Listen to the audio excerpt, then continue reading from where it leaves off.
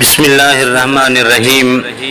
अल्लाहुम्मा सल्लि अला मुहम्मद व अला आलि मुहम्मद कमा सल्लैता अला इब्राहीम व अला आलि इब्राहीम इन्नका हमीदुम मजीद।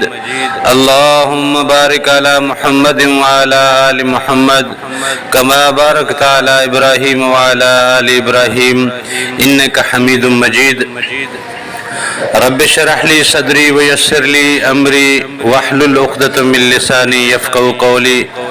अस्सलामु अलैकुम दोस्तों, मैं हूँ एक आम सा मुसलमान फ़कीर मासूम वारसी। दोस्तों,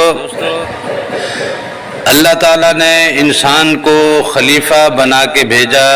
इस हवाले से हम इब्तदाई गुफ्तगू में काफ़ी चीज़ें ज़िक्र कर चुके हैं कि अल्लाह ताला ने इसे किस तरतीब से, किस अंदाज से, किस तरीके से तख्लीक किया, इसमें क्या क्या कमालात रखे, क्या क्या वजूहात रखी, क्या क्या मामलात रखे कि जिसकी वजह से ये अशरफ है, ये मुमताज़ है, ये बाकी तमाम मखलूक से बेहतर है, अल्लाह ताला का नायब है। तो जैसा रब अजीम है तो उसका खलीफा भी वैसा अजीम और अजमत वाला होना चाहिए था, अशरफ होना चाहिए था। लिहाजा इसे अशरफ और मुमताज़ और तमाम मखलूक से अजीम तर तख्लीक किया। उस तख्लीक में कौन कौन से कुलिये और क्या क्या चीज़ें अल्लाह ताला ने तरतीब दी और इसमें रखी, उस हवाले से मुख्तलिफ चीज़ों पे, मुख्तलिफ मामलात पे ज़िक्र हो रहा है। हमारे इस तदरीसी सेशन में कल हमने इस मौजू में एक चीज़ शामिल की थी कि हमारे लिए सबसे बड़ी नेमत और सबसे बड़ी अल्लाह ताला की करम नवाजी हम पे ये हुई है कि हमें हुजूर नबी करीम सल्लल्लाहु अलैहि वसल्लम की उम्मत में तख्लीक किया, हमें हुजूर नबी करीम सल्लल्लाहु अलैहि वसल्लम की निस्बत अता फरमाई। हुजूर नबी करीम सल्लल्लाहु अलैहि वसल्लम के हवाले से फिर हुजूर पाक सल्लल्लाहु अलैहि वसल्लम की सुन्नतों से मुताल्लिक हमने कल के दर्स में जाना कि हुजूर पाक सल्लल्लाहु अलैहि वसल्लम की दो किस्म की सुन्नतें हैं। एक सुन्नत है फ़क्र की, एक सुन्नत है इश्क की। फ़क्र की सुन्नत से शरीयत तरतीब पाई और तमाम मामलात शरीयत के हमारे सामने हैं और शरीयत पे लिखी गई हज़ारों लाखों किताबें पूरी दुनिया में मौजूद हैं। बहुत सारे अइम्मा ने लिखा, बहुत सारे अकाबिरीन ने लिखा, बहुत सारे मुफ्तियान ने लिखा, बहुत से लिखारी मौजूद रहे और लिखते रहे और लिख रहे हैं और क़यामत तक लिखते रहेंगे। इन मौज़ूआत में बहुत सारी चीज़ें ऐसी ज़िक्र में आती हैं कि जिस पे मुख्तलिफ मसालिक में फ़र्क पाया जाता है, तफ़रक़ा पाया जाता है, इख्तिलाफ़ पाया जाता है। लेकिन आप देखें कि इश्क के सुन्नत में जितने भी मसालिक हैं, चाहे कादरी है, चाहे कलंदरी है, चाहे सोहरवर्दी है, चाहे चिश्ती है, चाहे नक्शबंदी है, चाहे साबरी हो या चाहे वारसी हो, तमाम मसालिक में कहीं पे भी कोई इख्तिलाफ नहीं है, किसी को किसी से कोई एतराज़ नहीं है। सभी आपस में भाई भाई बन के बड़ी मोहब्बत के साथ रहते हैं, बड़ी अकीदत के साथ रहते हैं, एक दूसरे के मज़ारात की तरफ भी जाते हैं, एक दूसरे की आस्थानों पे भी जाते हैं और जहाँ तक मुमकिन हो सकता है अपने मुर्शिद के अलावा भी कोई अगर वली और फ़कीर मिल जाता है तो उससे फैज़ लेते रहते हैं बग़ैर किसी इख्तिलाफ़ के, बग़ैर किसी एतराज़ के। लेकिन शरीयत के मामलात में बहुत से इख्तिलाफ़ात मौजूद रहे हैं और मौजूद रहेंगे। उन इख्तिलाफ़ात की बुनियाद पर ये मसालिक वाले आपस में बात तक करना गवारा नहीं करते, एक दूसरे को काफिर के फतवे लगाते रहते हैं। इस हवाले से हम गुफ्तगू करेंगे और اس کی تھوڑی سی جھلک کل ہم نے ذکر کی تھی، لیکن انشاءاللہ کل آنے والے دن میں ہم اس سے متعلق ایک تفصیلی نقطہ بیان کریں گے، جس نقطے کی وجہ سے یہ اعتراضات رہے ہیں۔ آپ انشاءاللہ کل کے اس سیشن میں اس حوالے سے دیکھیں گے کہ شریعت میں اختلافات کیوں پائے جاتے ہیں اور روحانیت میں اختلافات کیوں نہیں پائے جاتے۔ لیکن آج ہم ذکر کریں گے کہ جو حضور نبی کریم صلی اللہ علیہ وسلم کی سنت عشق ہے، اس عشق کے حوالے سے آج تھوڑی سی گفتگو کریں گے کہ عشق کب ہوتا ہے، کیسے ہوتا ہے، کیوں ہوتا ہے۔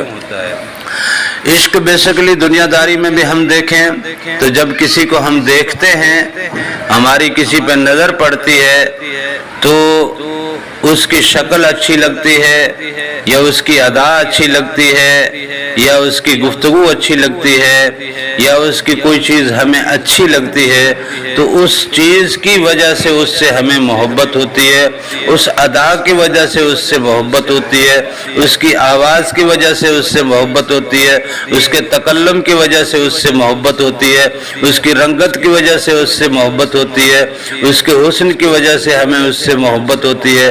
مطلب مختلف ساری چیزیں ہیں، مختلف سی چیزیں ہیں، بہت ساری مختلف اس میں ادائیں ہیں جن کی وجہ سے اور ان اداؤں سے محبت ہوتی ہے تو اس سے بھی محبت ہوتی ہے، اور یہ سارا کچھ ہمارے مشاہدے میں آتا ہے، تب جا کے عشق ہوتا ہے۔ لیکن اللہ تعالیٰ کے عشق کے معاملے میں ذرا چیز الگ ہے کہ یہاں ہم مشاہدہ کرتے ہیں تب ہمیں عشق ہوتا ہے، لیکن اللہ تعالیٰ سے عشق کے معاملے میں ہمیں مشاہدہ ملتا ہے۔ ہماری کوئی مجال نہیں ہے، ہمارے پاس جو یہ آنکھ ہے، اس آنکھ میں اتنی سکت نہیں ہے کہ رات کی ذرا سی اس دھندیارے میں کچھ دیکھ سکے، اس میں اتنی سکت نہیں ہے کہ کچھ فاصلے کے بعد کچھ دیکھ سکے۔ یہ فضاؤں میں نہیں دیکھ سکتی، یہ ہواؤں میں نہیں دیکھ سکتی، یہ شیاطین اور جن کو نہیں دیکھ سکتی، یہ فرشتوں کو نہیں دیکھ سکتی، یہ پانی کے اندر نہیں دیکھ سکتی۔ اگر دیکھتی ہے تو اس کے لیے اس کو کوئی نہ کوئی آلہ یا کوئی انسٹرومنٹ چاہیے۔ لہذا ہمارا یہ جسم بھی کسی قابل نہیں ہے کہ یہ پانی میں زیادہ دیر رہ سکے، ہم تھوڑی دیر بھی پانی میں رہیں گے تو مر جائیں گے۔ ہم ہواؤں میں فضاؤں میں اڑ نہیں سکتے، ہمارا یہ جسم اس چیز کو کوالیفائی نہیں کرتا کہ ہم ہواؤں میں یا فضاؤں میں اڑ سکیں۔ اس کے لیے بھی ہمیں انسٹرومنٹس یا مشینری چاہیے، تب ہم جا کے ہواؤں میں یا فضاؤں میں اڑ سکتے ہیں۔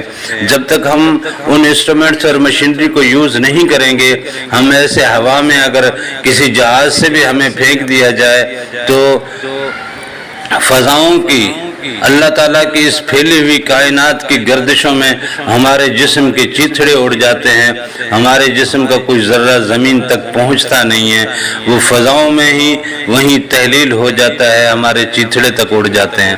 یہ جسم کسی چیز کو کوالیفائی نہیں کرتا، یہ آنکھیں کسی چیز کو کوالیفائی نہیں کرتی، یہ سوچیں ہماری کسی چیز کو کوالیفائی نہیں کرتی۔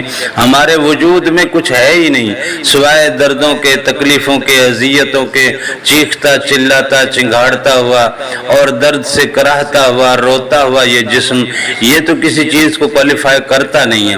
تو اللہ کی عظمت، اللہ کی کبریائی، اللہ کی خلافت، اللہ کے دیدار اور اللہ کی اس اوپر کی کائنات کو کوالیفائی کرنے کے لیے ہمارے اندر میں رکھے گئے جو معاملات ہیں، ان معاملات کو یہ کوالیفیکیشن حاصل ہے۔ وہ ان معاملات کے، ان کوالیفیکیشنز کی وجہ سے ان معاملات تک رسائی پاتے ہیں، اس دنیا تک رسائی پاتے ہیں جو اللہ تعالیٰ نے باطن میں رکھی ہے یا اپنے عالمین میں رکھی ہے، وہ چاہے ملکوت میں ہو، چاہے جبروت میں ہو، چاہے ہاہوت لاہوت میں ہو، احدیت میں ہو یا عالم وحدت میں ہو، جہاں کہیں بھی اللہ تعالیٰ کی کائنات کا معاملہ ہے، اس معاملے تک اس خلیفے کی رسائی ہے، لیکن وہ رسائی اس کے اندر میں رکھی گئی مختلف مخلوقات سے ممکن ہے۔ یہ ظاہری جسم سے کوئی چیز ممکن نہیں ہے۔ اس ظاہری جسم کو پاک اور صاف رکھنے کے لیے شریعت کے اصول موجود ہیں۔ وہ شریعت کے اصول ہمیں فقر کے راستے سے ملتے ہیں اور فقر کے راستے پہ ہی لے کے جاتے ہیں۔ لیکن عشق کا معاملہ جو ہے وہ اللہ کی طرف سے دیدار ملنے پہ ہے۔ جب وہاں سے دیدار ملتا ہے، وہاں سے مشاہدہ ملتا ہے، تو انسان پہ عشق کی کیفیت طاری ہو جاتی ہے، ایک حال میں چلا جاتا ہے۔ اور حال کا تو حال یہ ہے کہ حال کو بتانے کے لیے کوئی بات انسان بتا نہیں سکتا، کوئی بات انسان کہہ نہیں سکتا۔ بزرگوں نے کہا ہے کہ حال کو قال نہیں ہے۔ قال مطلب بات کرنا، قال یقول عربی کا صیغہ ہے، عربی کی گردان ہے، اس کے معنی ہے کہ بات کرنا، گفتگو کرنا۔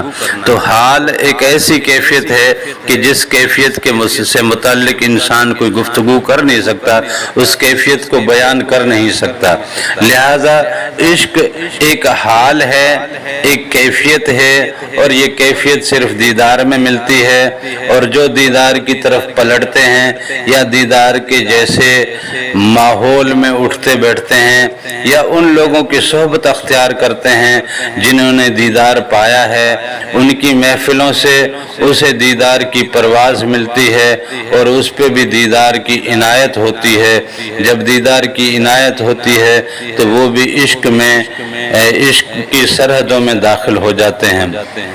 اور جب انسان کو عشق ہو جاتا ہے کسی سے بھی، اس دنیا میں بھی ہم دیکھیں، دنیا کے اسلوب میں بھی یہ بات ہے کہ جب عشق ہو جاتا ہے تو نہ عمر دیکھتا ہے، نہ رنگ دیکھتا ہے، نہ نسل دیکھتا ہے، نہ خاندان دیکھتا ہے، نہ قوم دیکھتا ہے، نہ قبیلہ دیکھتا ہے، نہ امیری دیکھتا ہے، نہ غریبی دیکھتا ہے، نہ حسن دیکھتا ہے، نہ بدصورتی دیکھتا ہے، نہ بادشاہی دیکھتا ہے، نہ فقیری دیکھتا ہے، نہ تونگری دیکھتا ہے، نہ غریبی دیکھتا ہے۔ عشق کچھ نہیں دیکھتا۔ عشق جب ہوتا ہے تو پھر عشق ہو جاتا ہے، اور پھر وہ زمانے سے ٹکرانے کی ہمت بھی رکھتا ہے اور ٹکرا بھی جاتا ہے۔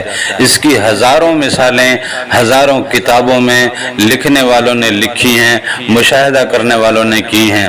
جب دنیاوی اس عارضی مخلوق کی ایک دوسرے کی نظر سے، ایک دوسرے پہ نظر پڑنے سے عشق کی یہ کیفیت ہو جاتی ہے، تو آپ اندازہ کریں کہ اللہ تعالیٰ کے دیدار کے بعد انسان کے عشق کی کیا کیفیت رہتی ہوگی۔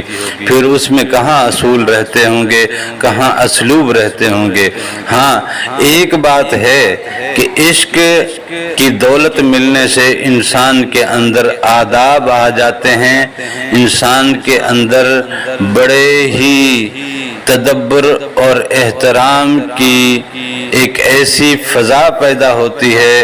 اس عشق کے آنے کے بعد اس میں ایک ایسا جاہ و جلوہ پیدا ہو جاتا ہے، اس کے اندر ایک ایسا ٹھہراؤ آ جاتا ہے، اس کے اندر ایک ایسی سکونت پیدا ہوتی ہے کہ جس سے شریعت کی سرحدیں داغدار نہیں ہوتی، شریعت کی پاسداری اس کی ذات میں پیوست ہو جاتی ہے، شریعت اس کی ذات کا حصہ بن جاتی ہے۔ اسے شریعت پہ عمل نہیں کرنا پڑتا، بلکہ شریعت کی مختلف صورتیں، جس مسالک میں وہ صورت موجود ہے، وہ صورتیں اس کی ذات میں خود بخود جاگزیں ہو جاتی ہیں، اور اس کی ذات میں سے وہ مختلف اپنے عکس پیدا کرتی ہیں۔ اب شریعتوں کی شکلیں جو ہیں، جو عشق والے کے اندر پیدا ہوتی ہیں، وہ انشاءاللہ کل کے سیشن میں ہم گفتگو کریں گے، تاکہ بات یہ کھل جائے کہ دین میں اختلافات کیا ہیں، کیوں ہیں، کس وجہ سے ہیں۔ تو اختلاف کرنے والے کو پسند نہیں کیا گیا، لہذا روحانیت میں، طریقت میں، عشق میں اور مشاہدے میں کبھی کوئی اختلاف نہیں رہتا، کبھی کوئی اعتراض نہیں رہتا، کبھی کوئی تفرقہ نہیں رہتا، اسی لیے ہم کہتے ہیں کہ آپ اللہ کے دیدار کی طرف آئیں، اپنے لطائف کو نور سے منور کریں، نورانی پرواز پائیں، نور کا دیدار پائیں، اپنے لطائف کو ان کے اپنے ذاتی عالمین کی طرف لے کے جائیں۔ جب وہاں سے وہ مشاہدہ کریں گے تو جب ان کو وہاں سے وہ مشاہدہ ملے گا تو ان کی ذات میں عشق پیوست ہوتا جائے گا۔ جب عشق پیوست ہوتا جائے گا تو خدا کی ذات کی ادا پیدا ہوتی جائے گی، بندے میں پھر خود خدا بولنے لگے گا۔ وہ بندہ تو رہے گا لیکن اس بندے میں خود خدا بیٹھا ہوگا اور اس کی ہر ادا سے خدائی ادا نظر آ رہی ہوگی، اس کی ذات سے خدائی فیض جو ہے اس مخلوق کو مل رہا ہوتا ہے۔ یہ عشق والوں کی ایک چھوٹی سی کہانی ہے، ایک چھوٹا سا تعارف ہے۔ یہ عشق کی ہلکی سی بالکل ہی ہلکی سی اور باریک سی ایک لکیر ہے جو صرف آپ کو سمجھانے کی کوشش کی ہے، ورنہ یہ عشق اتنی بڑی فصاحت اور بلاغت رکھتا ہے، یہ اتنا بڑا مضمون ہے کہ اس کو پوری کائنات میں سمایا نہیں جا سکتا، کیونکہ عشق خود خدا ہے۔ عشق آتا ہے تو ظاہری تباہی آتی ہے، باطنی اس میں بڑی ترتیب پیدا ہوتی ہے۔ ظاہری طور پہ وہ اجڑنے لگتا ہے، باطنی طور پہ وہ سنورنے لگتا ہے۔ ظاہری طور پہ وہ غربت کی طرف جاتا ہے لیکن باطنی طور پہ نور کی امیری اس میں آنے لگتی ہے۔ ظاہری طور پہ وہ انسانوں سے دوری کرنے لگتا ہے لیکن باطنی طور پہ وہ رب کی محفلوں میں شاد اور شاداں ہوتا ہے۔ لہذا عشق ایک خوبصورت فلسفہ بھی ہے، خوبصورت حقیقت بھی ہے، خوبصورت ادا بھی ہے، خوبصورت صفت بھی ہے اور خوبصورت سنت بھی ہے۔ لہذا آپ اپنے اندر کے لطائف کو بیدار کیجئے، خلافت کے منصب کی طرف، خلافت کی سرحدوں کی طرف، خلافت کی ذمہ داریوں کی طرف اپنا قدم بڑھائیے۔